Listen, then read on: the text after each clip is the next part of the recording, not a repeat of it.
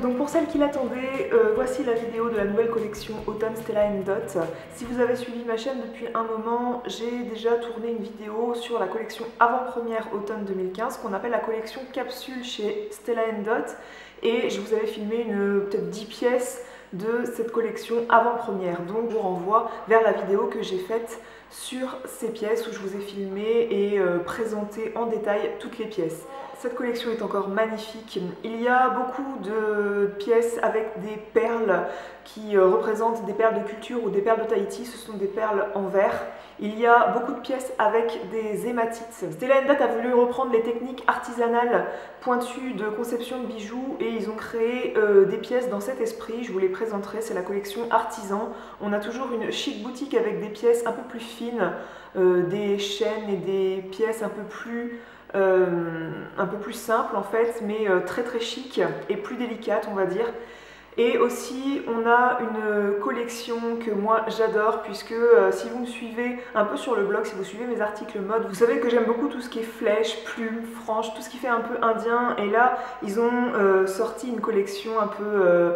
je sais plus comment elle s'appelle, je crois que c'est un peu North America, et vraiment c'est des pièces où j'aurais voulu tout prendre, mais bon, ce n'est pas possible. Moi-même j'ai un budget limité concernant mon approvisionnement en échantillons pour présenter en vente privée. Je vous renvoie également vers le site, donc vers ma boutique en ligne. Vous cliquez sur nouveautés et vous aurez toutes ces nouvelles pièces de la collection automne, et vous verrez même les pièces que moi je n'ai pas. Il est aussi évident que je ne peux pas tout prendre parce qu'il y a des pièces un peu qui se recroisent. Il y a des pièces qui font en deux types de métaux, c'est-à-dire il y a des boucles d'oreilles qui vont exister en plaqué argent et en plaqué jaune, donc en général on choisit de les prendre en un type de métal. Et par exemple ils ont ressorti le collier Zoé Laria, qui est une de nos pièces phares. C'est un collier très modulable, je vous mettrai des visuels à la suite de cette vidéo, et ils l'ont sorti dans des tons un peu plus dorés. Moi je l'ai en version argentée, et bien je ne l'ai pas repris en version dorée.